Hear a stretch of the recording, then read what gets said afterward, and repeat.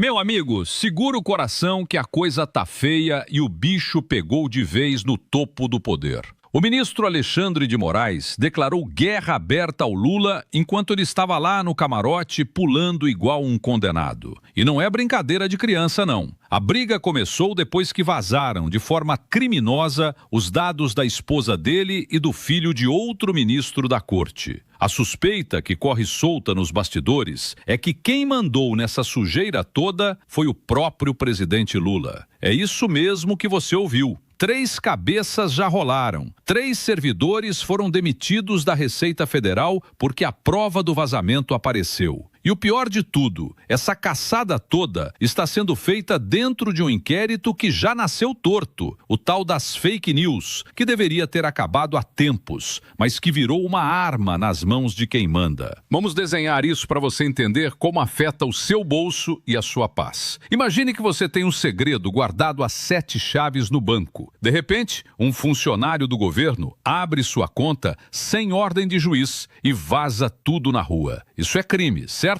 Pois foi exatamente isso que fizeram com a família dos ministros. A Polícia Federal saiu a campo, prendeu gente, colocou tornozeleira eletrônica, cancelou o passaporte e proibiu saída do país. Tudo porque alguém, de dentro da máquina do governo, decidiu expor a vida privada dessas autoridades. Agora, o ministro Moraes usou esse mesmo inquérito polêmico para investigar quem foi o mandante. A pergunta que não quer calar e que fica ecoando na cabeça de qualquer trabalhador honesto é: será que o recado veio lá de cima, do Planalto, numa tentativa de desestabilizar a justiça? Bom, mas enquanto essa novela brasileira se desenrola, o mundo lá fora também não está para brincadeira. O conflito entre os Estados Unidos e o Irã subiu vários degraus. O líder supremo do Irã olhou nos olhos de Donald Trump e disse que não vai baixar a cabeça. Os americanos mandaram o maior porta-aviões do mundo, o USS Abraham Lincoln, para ficar estacionado na porta dos iranianos. Do outro lado, o Irã ameaçou afundar essa nave gigante e fez exercícios militares num ponto estratégico por onde passa 1/3 de todo o petróleo do planeta. O jogo é pesado. Se houver guerra, o preço da gasolina pode disparar. Mas tem um detalhe que mostra como as peças são movidas. Os Estados Unidos já estão de olho no petróleo da Venezuela para substituir o iraniano caso o fornecimento pare. É um xadrez global, onde o Brasil fica só assistindo, torcendo para não sobrar migalhas ruins pra gente. Agora, voltando para o nosso quintal, o carnaval acabou, mas a ressaca política tá só começando. Você viu aquelas imagens do boneco gigante do Lula no desfile da escola de samba em Niterói? Pois é, depois da festa, o boneco ficou sem cabeça e sem mão, sendo arrastado pela rua. Alguns dizem que foi acidente, outros veem um sinal. O que ninguém nega é que o desfile foi uma grande peça de marketing político, bancada com 12 milhões de reais de repasses, celebrando o presidente como se fosse rei.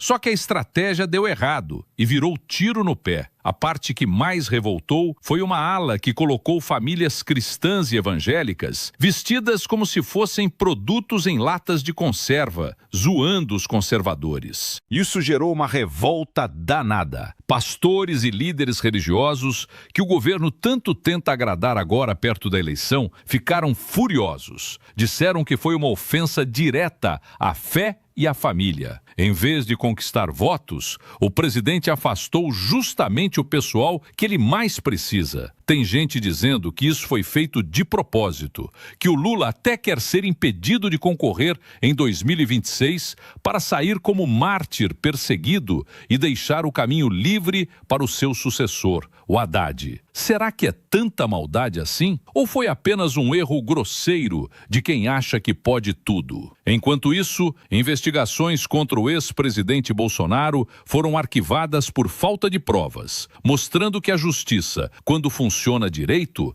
não aceita acusação sem fundamento. No fim das contas, meu amigo, o que fica é a sensação de que as instituições estão mais preocupadas em se proteger do que em servir ao povo. seja no vazamento de dados no Supremo, seja nas ameaças de guerra no Oriente Médio, que podem encarecer o pão nosso de cada dia, ou nas ofensas à fé do brasileiro no Carnaval, o cidadão comum é quem paga a conta. A gente vê servidor público sendo demitido, ministro declarando guerra interna e presidente fazendo piada com a religião alheia. Cadê o respeito? Cadê a ética? Parece que esqueceram que governar é cuidar da vida das pessoas e não usar o poder para acertar contas ou fazer graça em passarela. Que Deus nos dê sabedoria para enxergar a verdade e força para cobrar quem prometeu trabalhar por nós e só traz confusão.